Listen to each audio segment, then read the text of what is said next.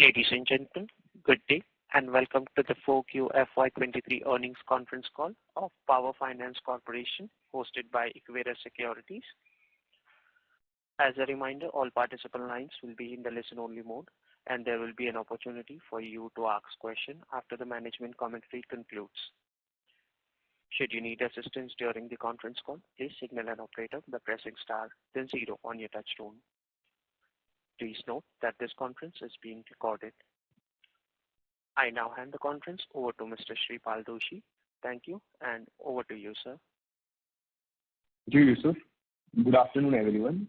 I welcome you all to the earnings conference call of Power Finance Corporation to discuss the 4Q FY23 performance of the company, industry trends, and business updates. We have the senior management team of PFC with us, represented by Mr. Ravinder Singh, who is the Chairman and Managing Director, Ms. Parminder Chopra, who is Director of Finance, and Mr. Manoj Sharma, who is Director Commercial. I would now like to hand over the call to Mr. Ravinder for his opening comments, after which we can take question and answer. Over to you, sir. Thank you very much. A very good afternoon, everyone. I welcome you all to this conference call. It has been more than a year since we last connected, and I am delighted to have the opportunity to update you on the performance of Power Finance Corporation for the fourth quarter and financial year ending March 2023. The last year has been a year of revival for both the Indian economy and PFC. As we step into 2023, the economic environment appears even more promising than anticipated, and I believe it will continue to drive capex growth in the power sector. The key highlights for the financial year 2023. Now let's start with the key highlights of the performance of PFC. Standalone performance. In financial year 23, PFC delivered the highest ever annual profit of rupees 11,600, marking 16% increase from financial year 22. Even in quarter 3 2023, PFC recorded the highest quarterly profit of rupees 3,490, representing a notable 34% jump from the previous year. It brings me great joy to share that PFC has been consistently breaking its own profit records for the past 2 to 3 years. At PFC, we have always emphasized on maximizing returns for our shareholders. With the final dividend of rupees 4.5 per share announced on Saturday, the total dividend for FY23 reaches 13.25 per share, representing 132.5% dividend per share. With this, PFC continues with its trend of delivering extraordinary shareholder returns. On the dividend front, I want to address the queries often received from retail investors on when the final dividend payment will be made. I would like to inform that the dividend recommended by the PFC board will be approved by the annual general meeting, following which the dividend will be paid to the shareholders. Now let's move to some key financial indicators. The yield for FY23 stands at 10.04 versus 10.22% in FY22. This is lower compared to the previous year but remains within our targeted range. This dip can be attributed to interest rate cuts implemented over the past 2 to 3 years. The cost of funds for FY23 saw a 20 basis points increase, resulting in cost of 7.51% compared to 7.30% in FY22. This rise is mainly due to increase in market rates on account of RBI policy tightening. Driven by yield and cost of funds movement, the spread for FY23 is at 2.53% and NIM is at 3.36%, both within our guidance range. The CAR remains healthy with a CAR of 24.37% and Tier 1 capital of 21.61% as of 31st March 2023. These levels give us sufficient flexibility to our borrowers, particularly the government sector where PFC is now subject to RBI limits. Moving on to the consolidated performance. PFC Group delivered a strong performance in FY23. The group's loan asset book crossed rupees 8 lakh crore mark, reinforcing PFC's position as the largest group in the Indian power sector space. Furthermore, the consolidated PAT for FY23 reached a new high of rupees 21,180 crores, reflecting a 13% increase from FY22. Now turning to PFC's loan asset side, I am happy to announce that we have achieved a substantial increase in disbursement for the fiscal year 2023.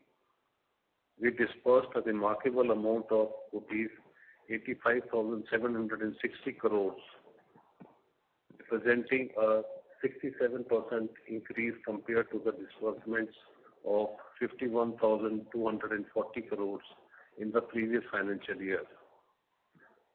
It is worth noting that COVID-19 pandemic had a dampening effect on our loan asset growth over the past 2 years. However, I am pleased to share that we are witnessing a revival of economic activity post-pandemic, which coupled with the lending to distribution sector and government schemes has been instrumental in driving the uptick in our loan asset growth. Our standalone loan book has demonstrated strong growth with a double-digit increase of 13%.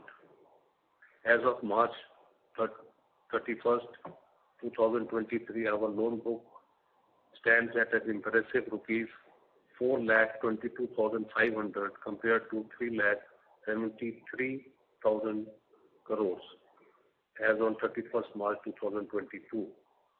As we look ahead, we maintain an optimistic outlook for the growth of our loan asset book.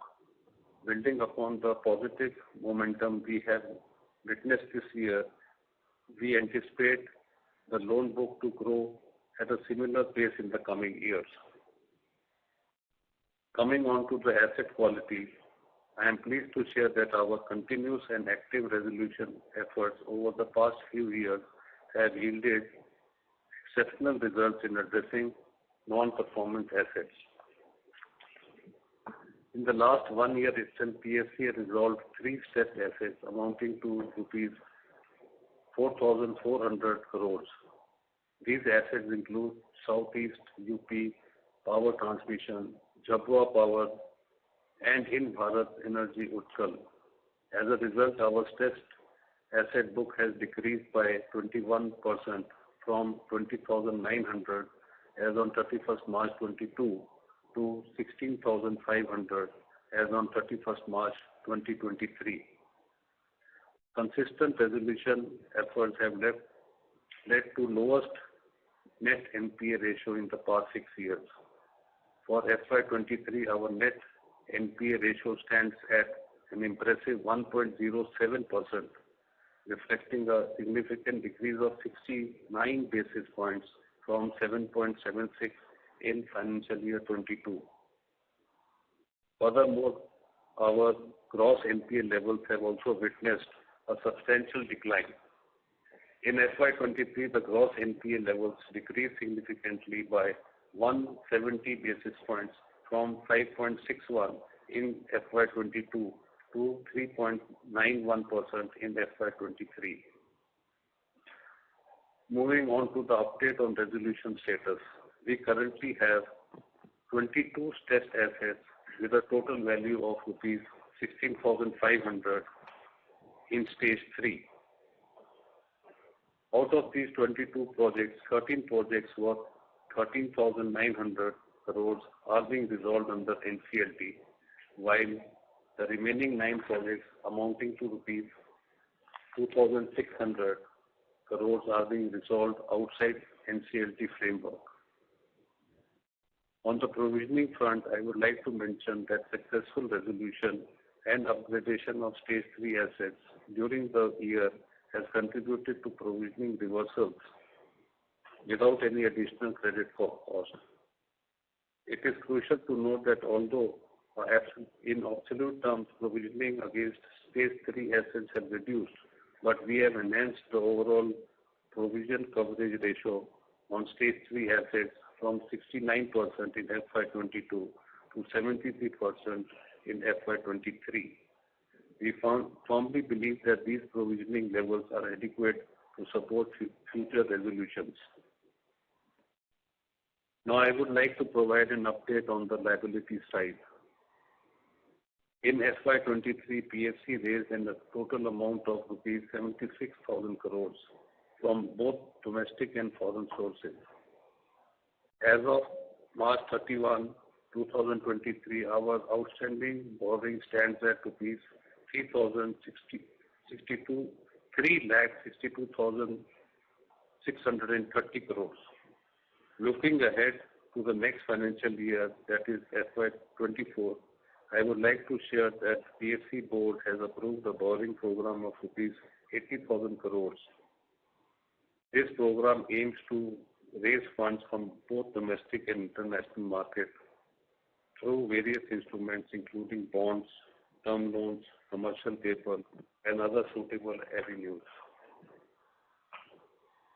On the domestic currency front, I would like to highlight that our low-cost 54 EC portfolio, which has a coupon rate of 5%, witnessed a remarkable 65% increase in FY23 compared to FY22. As of March 31, 2023, our outstanding 54 EC bonds amount to rupees 6,600 crores, a substantial growth from rupees 4,000 crores as of 31st March 2022. Turning to our foreign currency side, we have successfully raised US dollars equivalent 1.66 billion in foreign currency during the year. In line with our objective of diversifying our borrowing, these funds were raised in USD and Japanese yen, and through combination of products such as foreign currency term loans, FCNBB loans, and loans from development banks. While borrowing in the foreign currency exposes us to exchange risk, I want to assure you that we have been consistently monitoring our forex positions to mitigate this risk. Currently, our exchange risk hedge ratio stands at approximately 68%, a significant improvement from 55% last year.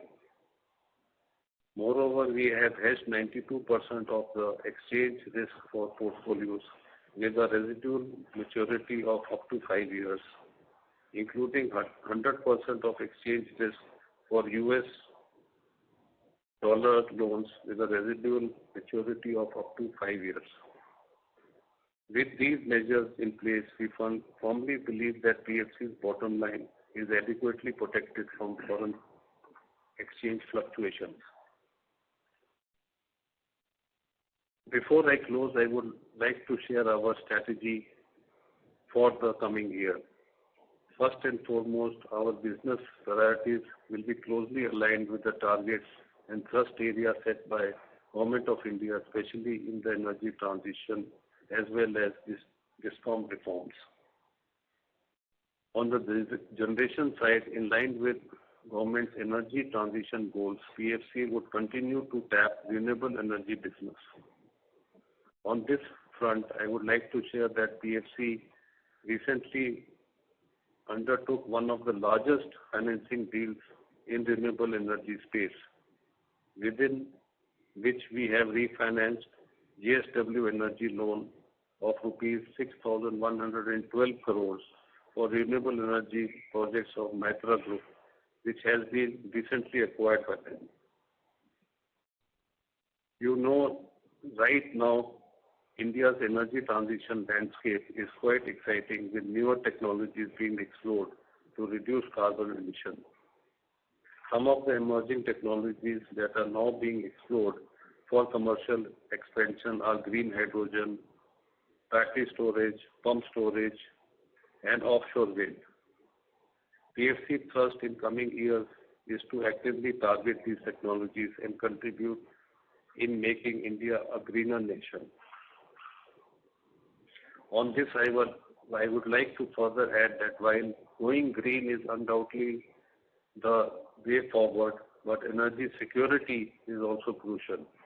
Recent events such as energy crisis faced by European countries during the Ukraine-Russia war have highlighted the need for additional conventional generation capacity to ensure grid stability and meet the ever-growing electricity demand. Therefore, while renewable energy will be a focus, conventional generation funding will continue to be a part of our lending business, although not at the same scale as in the past.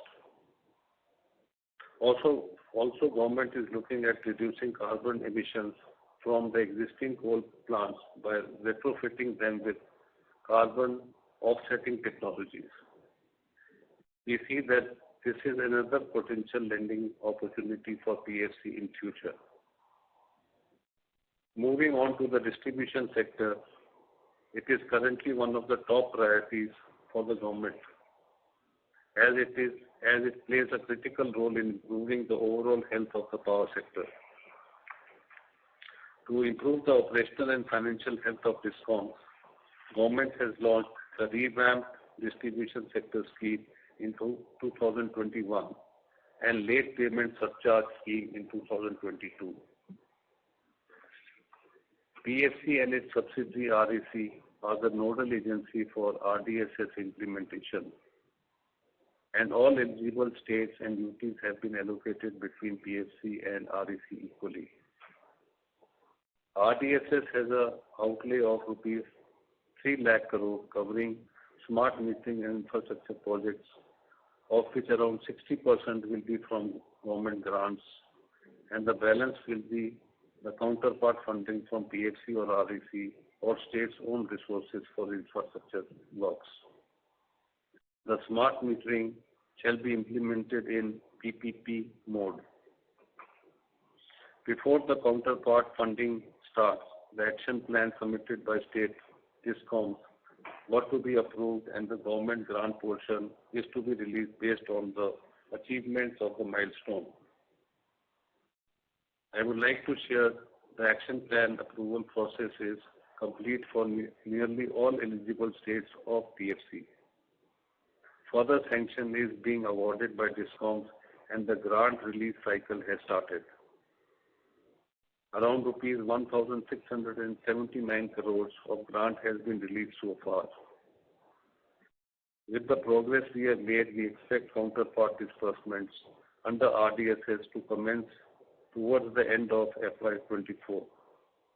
Also in this context, I would like to highlight that the scheme is playing an important role in bringing financial discipline in the state DISCOMs by the way of regular publication of quarterly accounts, timely submission of annual accounts, timely release of subsidy and payment of government dues, tariff orders, etc., which are some of the important qualification conditions for release of funds under the scheme. Coming on to the NPS scheme, the NPS scheme was introduced in around June 2022, which has shown promising results. With a 40% reduction in outstanding dues of DISCOM to GENCOs within just 10 to 11 months, PFC and its subsidiary REC are the key financiers for the schemes. So far, PFC has sanctioned around 47,900 crores, of which 35% has been disbursed, that is around 16,700 crores. The remaining balance is expected to be disbursed in the course of next 1 to 2 years. On the distribution side, RDSS and LPS are the two schemes where we envisage major business opportunities. Now turning to the recently added business line for PFC, which is infrastructure funding. This is one of those milestone decisions which will play a crucial role in PFC's long-term business growth. Diversifying to infrastructure lending was a natural extension given PFC's past experience of financing electromechanical components of infrastructure projects. The idea is not to shift focus from power to infra, but to gradually build it over, creating a separate business line as the power sector matures. But yes, it will be forming part of our future lending business going forward. Since receiving approval in August 2022, PFC has already sanctioned around 16,650 crores and disbursed around 1,000 crores. These funds have been directed towards projects such as ports, irrigation, and fiber net. Additionally, it is important to highlight that we have initially focused on specific sectors within the infrastructure domain. We remain open to funding all types of infrastructure projects. We understand the significance of diversifying our portfolio and expanding our capabilities. Therefore, we are actively working on building our expertise and strengthening our team to effectively cater to diverse needs of the infrastructure sector. In this direction, on 26 May 2023, we have entered into an MOU with RITES for providing technical assistance and support in financing of infrastructure projects. Lastly, I would like to share some promising figures that demonstrate the potential growth for PFC. Currently, we have approximately rupees 2,31,600 crores of sanction in our pipeline, which we plan to disperse over the next few years. Moreover, we have entered into memorandums of understanding worth rupees 90,000 crores with various state agencies in the fiscal year 2022-23. These strategic agreements are aimed at extending financial assistance across the power sector value chain. Notably, we have signed significant MOUs with predominant states like Andhra Pradesh, Uttar Pradesh, and Madhya Pradesh, as well as with Kerala Infrastructure Investment Fund Board and Mahatma Phule Renewable Energy and Infrastructure Technology Limited, MAPREIT. These collaborations will not only support the but also contribute to the growth and development of infrastructure as a whole. It is important to emphasize that the project sanctioned under these MOUs will span several years, providing a valuable and sustainable business pipeline for Power Finance Corporation. In conclusion, we remain optimistic about our future growth. By leveraging favorable market conditions and maintaining our commitment to prudent lending practices, we expect to continue growing at a similar pace as we have witnessed this year. Thank you very much, and now we are open to the questions. Thank you very much. We will now begin the question and answer session. Anyone who wishes to ask a question may press star and one on their touchtone telephone. If you wish to remove yourself from the question queue, you may press star and two. Participants are requested to use handset while asking a question. Ladies and gentlemen, we'll wait for a moment while the question queue assembles.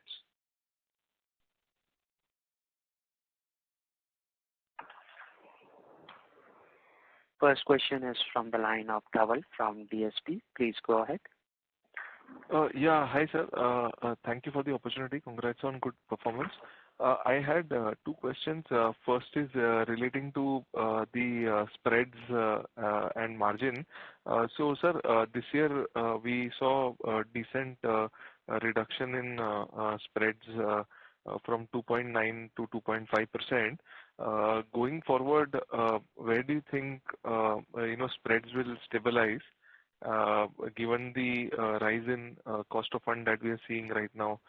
So any comments here would be useful, both on the repricing as well as cost of fund side. So that is the first question. Then I have one more question.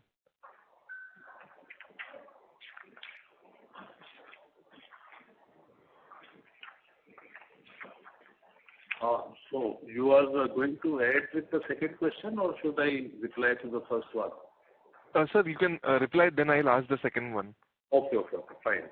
So, as has been indicated, our spread has decreased, and basically our interest rates, we had implemented the decrease in the interest rates, and then there was an increase which we had done of around 165 to 300 basis points we had decreased, and then we had increased the interest rates in December 22 and March 22. So that effect of increase is yet to materialize, and on the borrowing side, the interest rates have increased. So our spreads have decreased, as you had indicated, by around 40 basis points. And going forward, we should be maintaining the spreads within our guided range. Okay. So, sir, you're saying that this 2.5% spread is sustainable going forward with the repricing that you've taken in December and March. Is that correct? So, further also, we are reviewing our interest rates, and based on that, let us see if we have to increase, we'll go ahead. Okay. And sir, what is the magnitude of price increase you've taken in December and March? Cumulatively, what price increase we have taken? So in March, we had increased by around 10 to 50 basis points across different category of projects. And in March 23, it was 25 basis points across the board, except 10 for renewables. Understood. Got it. Sir, my second question relates to asset quality. So you indicated the 16,500 crore stage 3 between NCLT and outside NCLT. I just wanted to understand within NCLT, the big accounts would be KSK, Mahanadi and Lanco, Amarkantak. Would these two be the biggest part now? Right. What? You are right. Okay. And sir, any comments on both these projects? Where are we on the resolution front, and any possibility of either of them happening in FY24? So KSK Mahanadi is under NCLT, and the consolidation of the different SPVs is under NCLAT.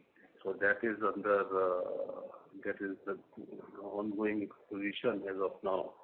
And with respect to Lanco Amarkantak, a letter of intent was issued to PFC projects and REC consortium, and the resolution plan has been filed with NCLT. So we are waiting for the decision of NCLT. Understood. Apart from that, sir, any other project under NCLT which is large and likely to see resolution in FY24? So one of the projects is Sinnar Thermal, where the proceedings under NCLT have been stalled, but we are in discussion with Maharashtra Genco for taking over the project. So let us see what happens based on that discussion. And another project is East Coast, which is under liquidation.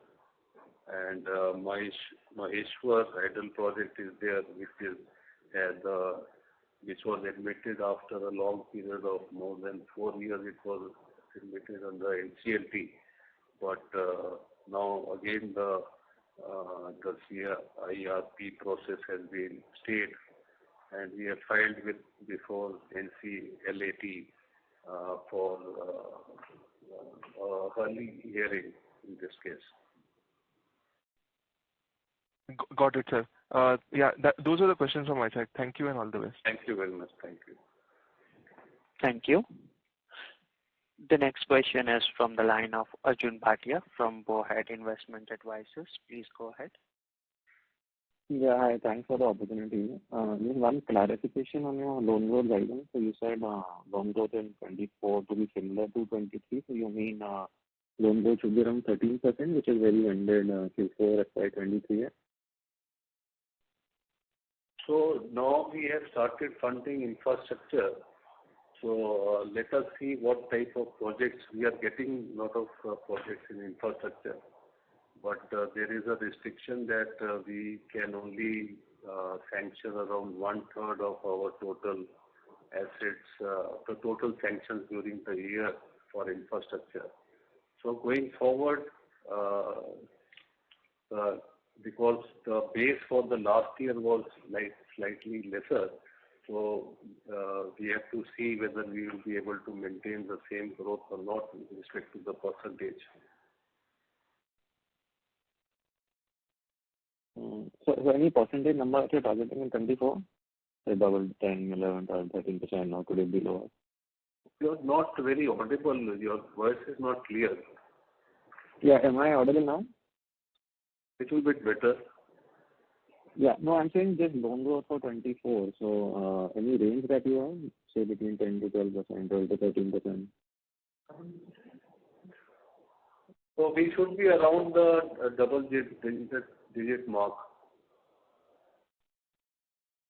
Okay. And my next question was, any chance of PFC being made a nodal agency for financing renewable projects? So we have taken up with the government of India for becoming a DFI for energy transition. So that was not accepted by the government. So we have been trying to get special dispensation from the government of India. And going forward, we were trying to become a focal agency for lending to renewable energy transition.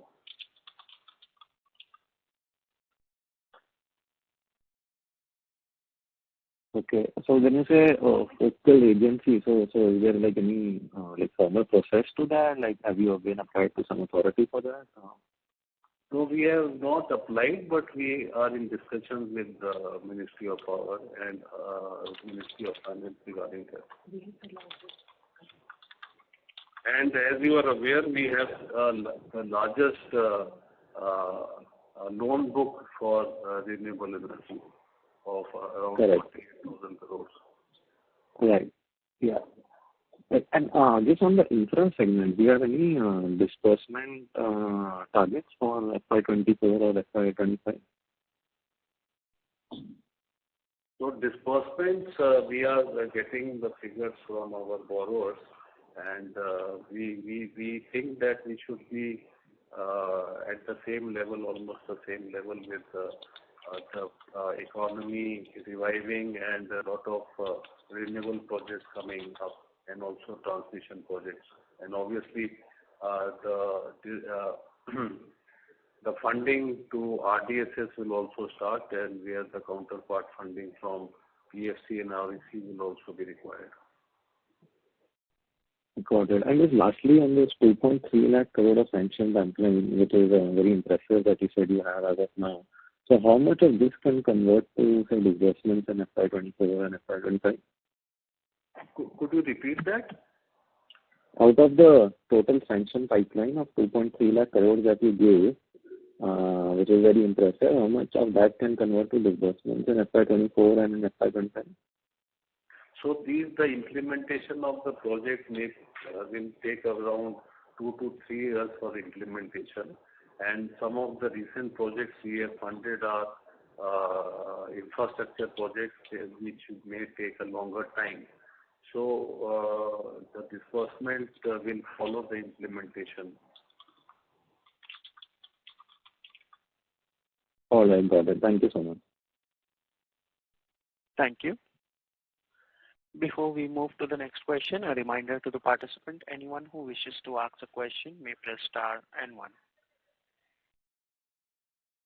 Next question is from the line of Manish Agarwal from Phillip Capital. Please go ahead. Yeah, hi. Good afternoon.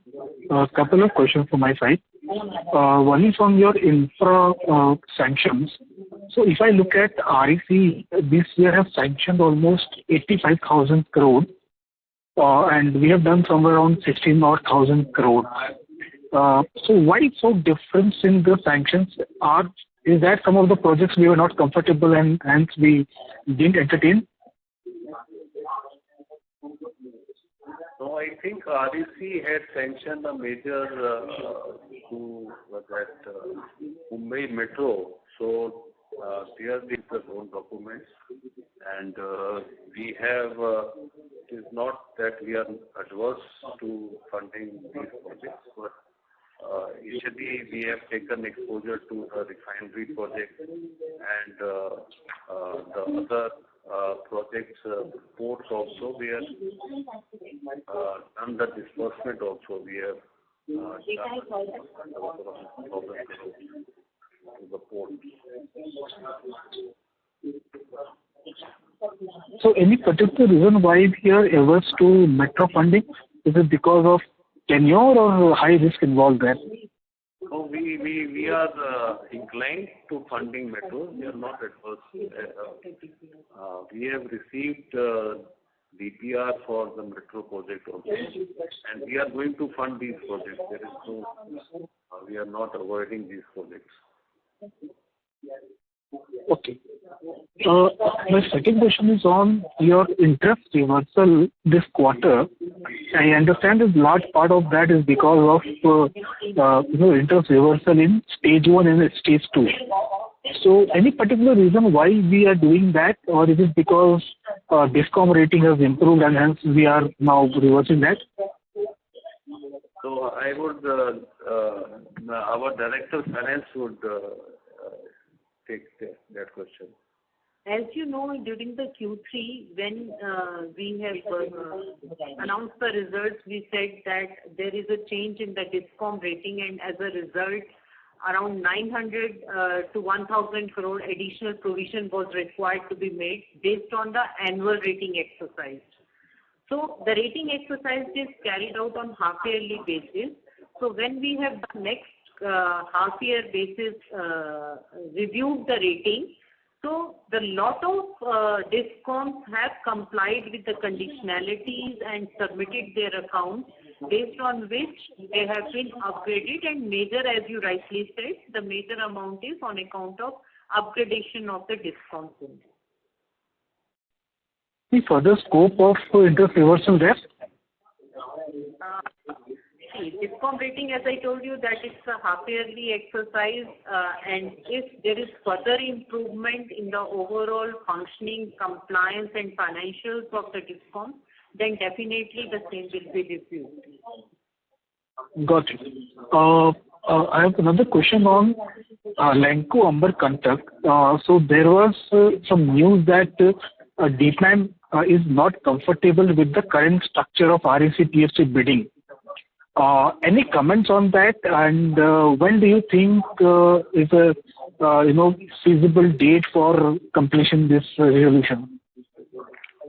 So we would like to clarify there is no regulator in the PFC and REC bidding that bid for Lanco project, and the resolution process is going on. As I had indicated, that the resolution professional has filed the application with NCLT with our bid, which was accepted by the PFC. Okay. And any time frame you would like to allot to this, or it's too early to take call? This is a legal process which is there, so we will refrain from giving any timeline. Sure. Thank you. Those were my questions.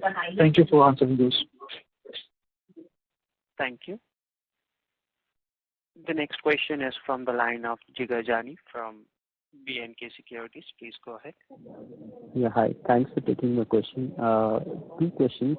Firstly, we have seen a sharp increase in renewable energy allocation within the generation segment.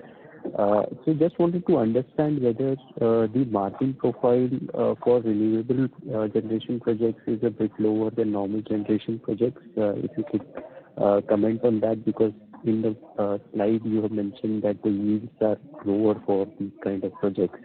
So if there could be any commentary on that. Renewable energy has always been our thrust area, and we have lower interest rates for these projects because Government of India is also targets out there that 500 gigawatt of renewable energy is to be here by 2030. So we have to support that, and obviously, as I had also indicated, we had done refinancing projects for JSW, and we have more than 6,100 crores of pension, and out of that 3,400 has been disbursed. So these projects have a lower gestation period also, and they are implemented. So we take larger exposures to these projects also because financial closure is required by the developer early, and the processing is also faster for these projects. Okay, understood. And sir, for this ECL exercise, I believe this is based on FY22 numbers, but the current numbers for the ACS ARR gap and the AT&C losses, if you look at the current numbers, they have gone up as compared to FY22 level. So when you do the review next time, does that negatively impact the ECL model now? So the numbers which you are talking about, there is the quarterly numbers will be there. The yearly number will be different for what we have seen earlier also. So we will go by the annual numbers. Because I believe you said it's a half-yearly exercise, so just wanted to clarify that.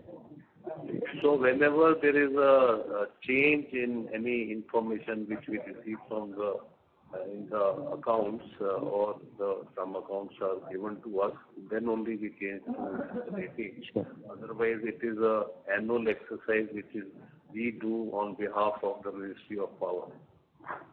Sure, sir. Thank you. And just last question, is it possible to split the private sector loan book into like Genco and transmission and distribution, if possible? Percentage-wise, private sector is around 20% of our total book, and we will provide you the details with respect to the generation, transmission, distribution. Sure. But distribution is hardly there is any exposure. That's a small one. Okay. Okay, great. I'll take it offline probably. Thank you so much for answering my question. Thank you. Thank you.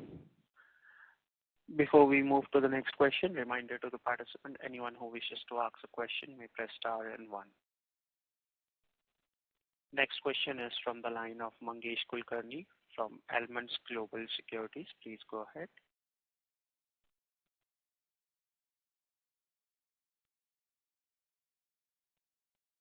Mr. Mangesh, your line is unmuted. Please go ahead with your question.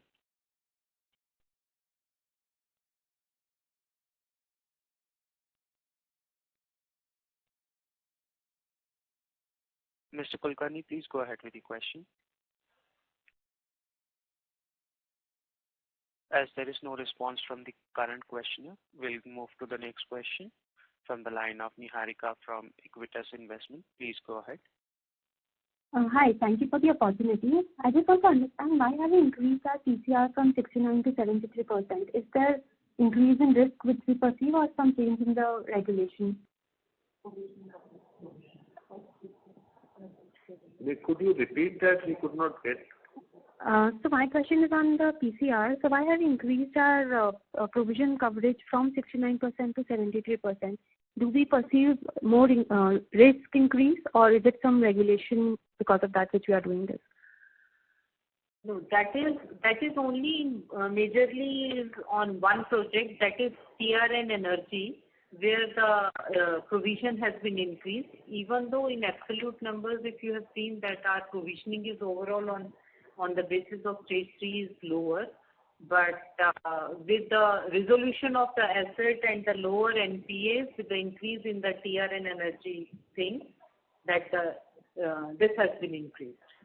So in TRM and Maheshwar, we have increased the provisioning, and basically in absolute terms, this has obviously decreased, and in percentage terms, it has increased.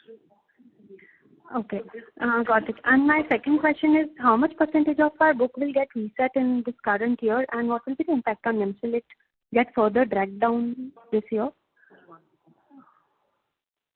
So we have this policy of resetting in 3 years, and so maybe around 1/3 will be reset this year. And will it be dragging down our NIMs further, or do we see that it will be at the same level because of the reset? No, it appears that it will be at the same level. Okay. And with AT&C losses narrowing down and the target of ARR and ACC gap to be zero in like another 3 to 4 years, how do we see that it will going to impact PFC's book? Do we see that the book size would decrease, and how much should it reduce because of all the narrowing down? So with the financial health of the discounts improving, obviously the overall our portfolio assets will be on a better footing. Okay, but do you see that some quantum that our book will reduce because of if say ACS and ARR gaps narrow down to zero? Oh, but there is going to be addition in the infrastructure requirement for the power sector to grow, and additions will be there in transmission, distribution. So that we see this is a growing sector, and under Saubhagya, you know that all the households have been electrified. Now the consumption there will increase, the energy requirement will increase, and the requirement of expansion of the network will be required. And then the renewables energy is going a big way, and evacuation from this renewable energy will also be required. So there will be a substantial capex requirement for transmission and then down below distribution also. Okay. And my next question would be on the spread. So spread on RESS and LPS. So is it like sub 2.3, 2.4 because it is state guaranteed? What is the range of the spreads we have on RESS and LPS loan scheme? So we are going to this LPS. We are going to get the state government guarantee. So obviously we give a lower interest rates to them, and our spreads will be lower in these cases. In line with our So is it like sub 2.3, 2.4 or sub 2? Any? That we have to see. The overall we have around 2.5. So we have to see that spread. in line with our normal business. Okay. Our Director of Finance would like to add to this. So this is in line with normal business operations, that as sir has said, that we offer 25 basis point reduction in case of government guarantee. So only that concession has been given, since all these loans are backed by government guarantee. Okay. And my last question would be on the spread on infra and EV sector that we are doing. So are we having higher spreads than renewable on this? On infra and renewable, on EV? So these are the new areas which we are going to fund, and if it is a project within the energy transition area, then we can have a lower spread. But for other infrastructure projects, it will be slightly higher because the the risk we perceive and the new areas which we are entering into. Okay. Thank you so much. I'll join the meeting. Thank you. The next question is from the line of Chintan Shah from ICICI Securities. Please go ahead. Yeah. Congratulations on good set of numbers, and thank you for the opportunity. So, I had one question largely on the yields front. So, in terms of fixed and floating book, how much percentage of our book would be fixed and floating, or is it that it is entirely floating?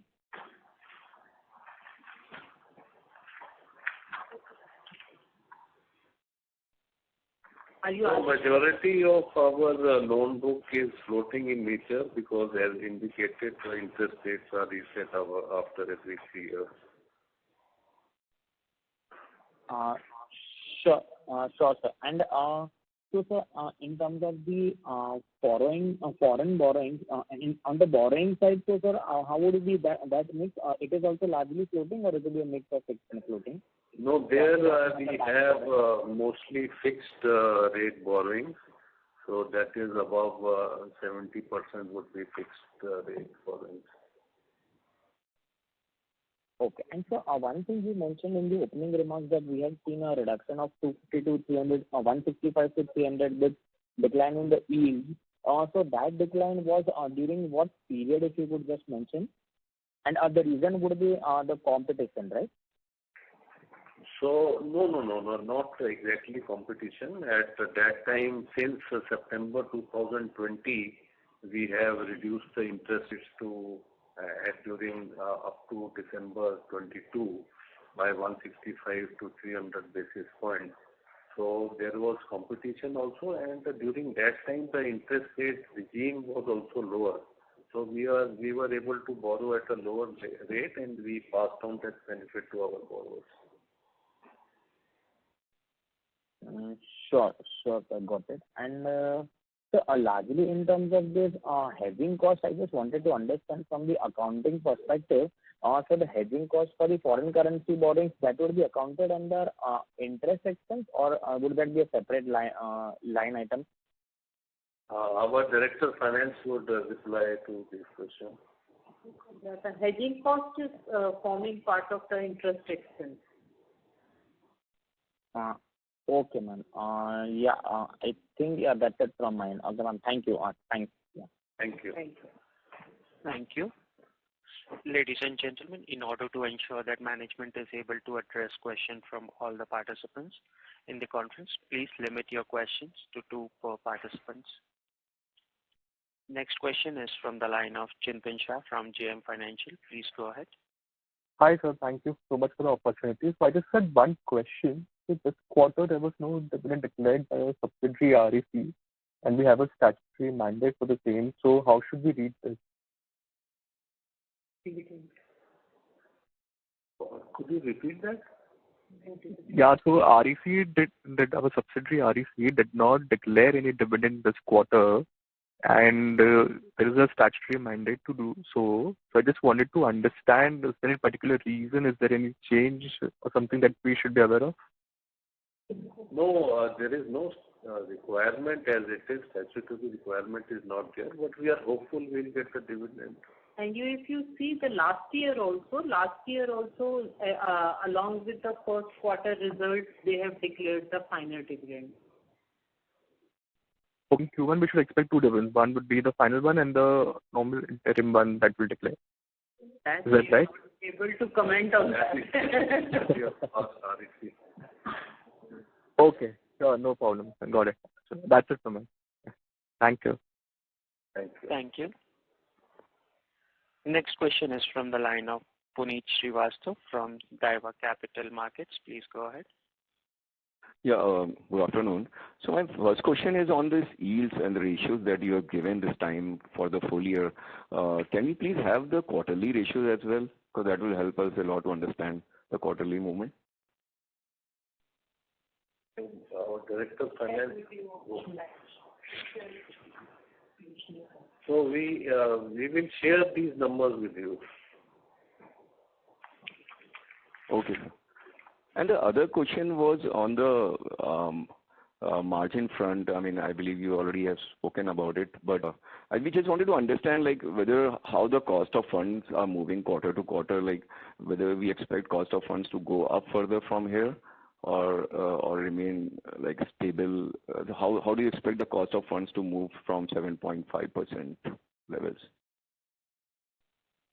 So last quarter, if you see the interest rates have hardened, and going forward, I think we should be stabilizing at these values. And obviously, it depends on the market, and we are linked to the international market. So let us see what happens.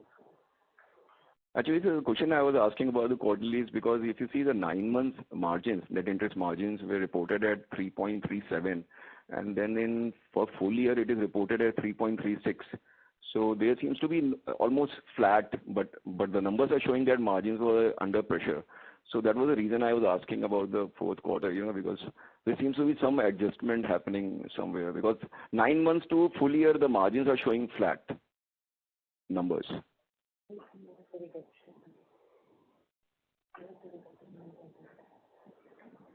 So there has been some reduction in the yield, but if you see the margins that we are able to maintain, I think Q4 margins was still around at 3.39%.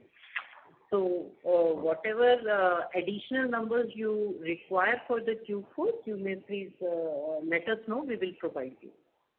Sure, I've got it. And just sorry, if I can include one question. Would you have some kind of ROE target which you internally look at, and if you'd like to share that? Thank you. So we do not have any targets as such. Okay, thank you. That's all. Thank you. The next question is from the line of Dhaval from DSP. Please go ahead. Yeah, so just one question relating to the credit cost for next year.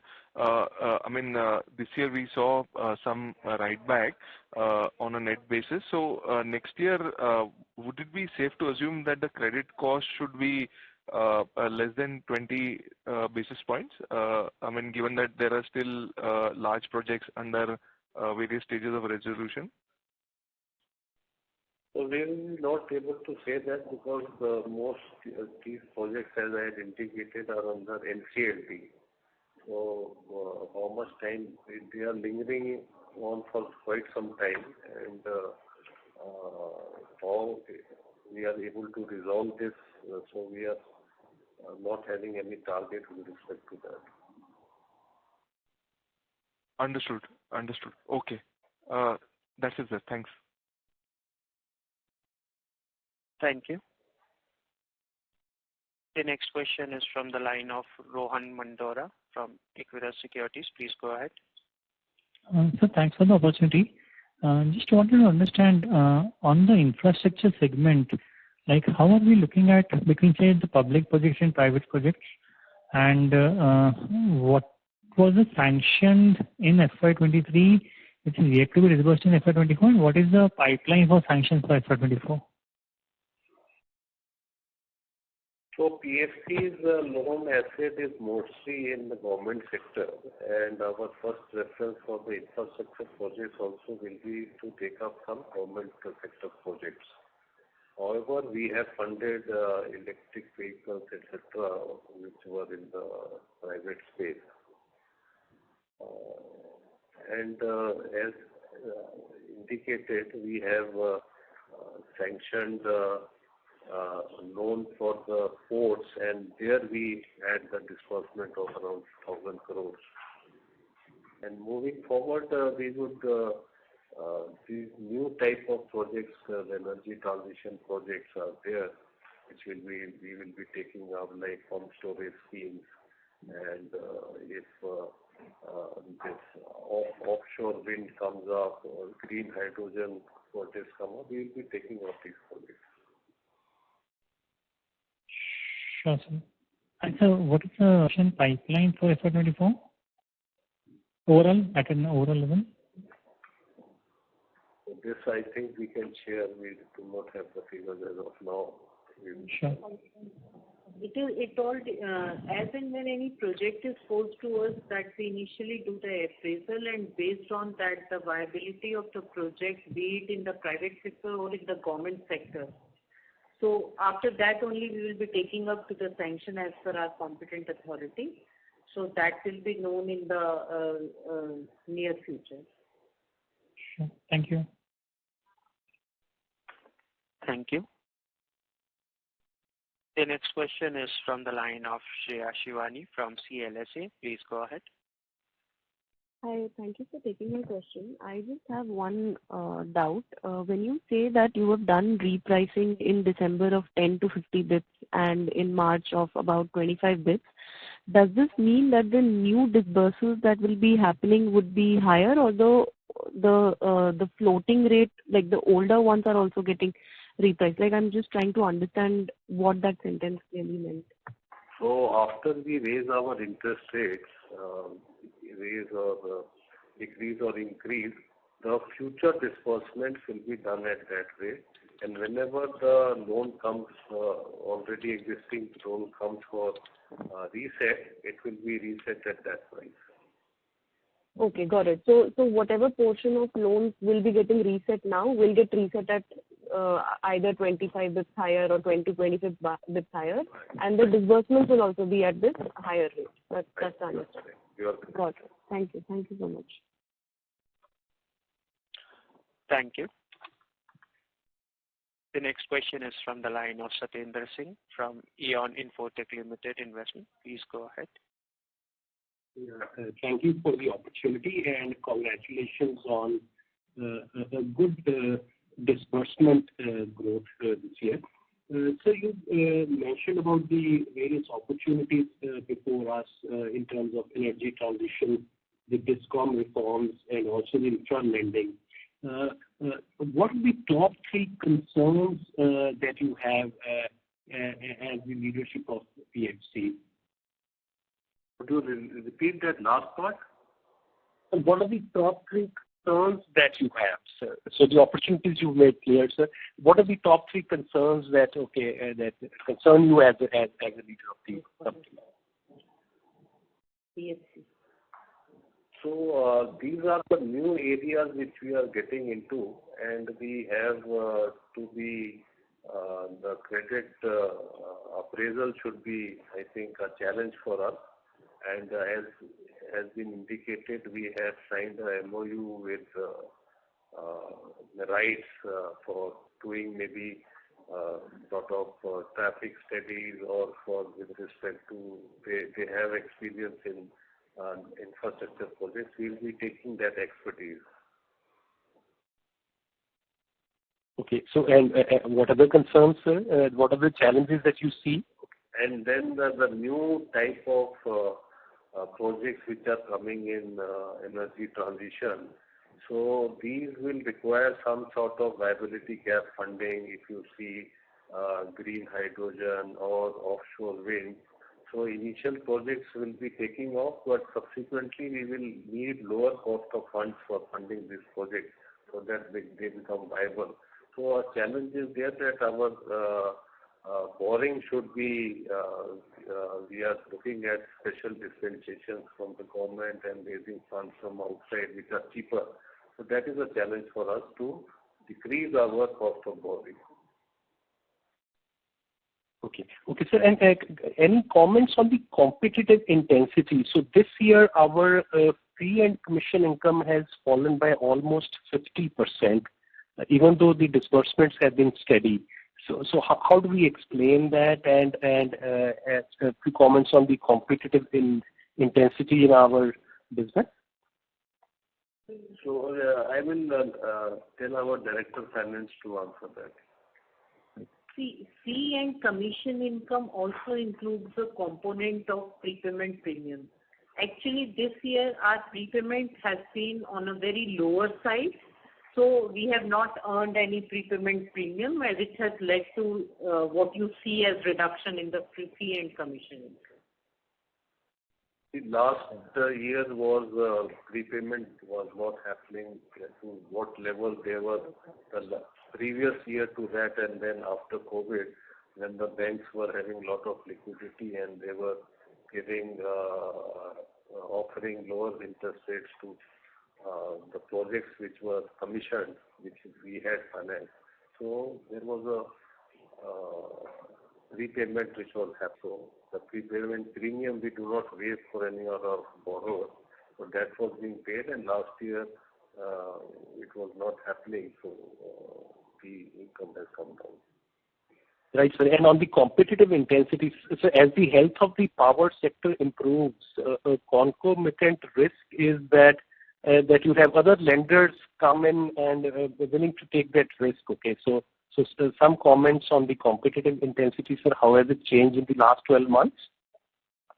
So we have these additional potential norms which Ministry of Power has indicated, which along with PFC and REC, other banks have to also follow this. So if additional potential norms they are meeting, then obviously the banks also can offer. And PFC has an advantage that we offer longer tenure and the amounts, whatever is required, can be taken from PFC. So that advantage is there with PFC. And we understand the sector also. And the main change as compared to the earlier years, recent past, was that the liquidity has dried up for the banks, which has led to, as we said, that lower prepayment and accordingly lower competition from the banks. Right, ma'am. And finally, sir, we've seen greater disbursement to the private sector. So the share of private sector from 17% as of end of FY22 was 26% for the complete FY23, and in fact even 33% for the last quarter. So is this a sign of things to come? Do we expect this private sector to go up to this 25, 30, 35%, or is PFC trying to consciously wanting to keep it to the low teens and hence lower risk? Because all our spillovers are provisions are for slippages are on the private sector. So as you are aware that mostly the requirement of the country for power is increasing, and all the new generation capacity is coming in renewables, and within renewables most of the projects are private sector projects. So obviously our book with respect to the private sector will increase going forward if as we are funding these renewable projects as per the requirement of Government of India also to have a capacity of 500 gigawatts. So these private sector portfolio, I think, will increase in the coming years. Right, sir. Thank you. Very clear. I've got one question. I'll come back in with you. Thank you. Thank you. Ladies and gentlemen, this was the last question. I would now like to hand over the conference over to Mr. Shripal Doshi from Equirus Securities for the closing comments. Thank you, Yusuf. Thank you very much to all the participants for being part of the call. And we would like to thank the management of the company of PFC for giving us the opportunity to host the call. Thank you. Thank you very much for this conference call. Thank you very much. Thank you. On behalf of Equirus Securities, that concludes this conference. Thank you for joining us, and you may now disconnect your lines. Thank you.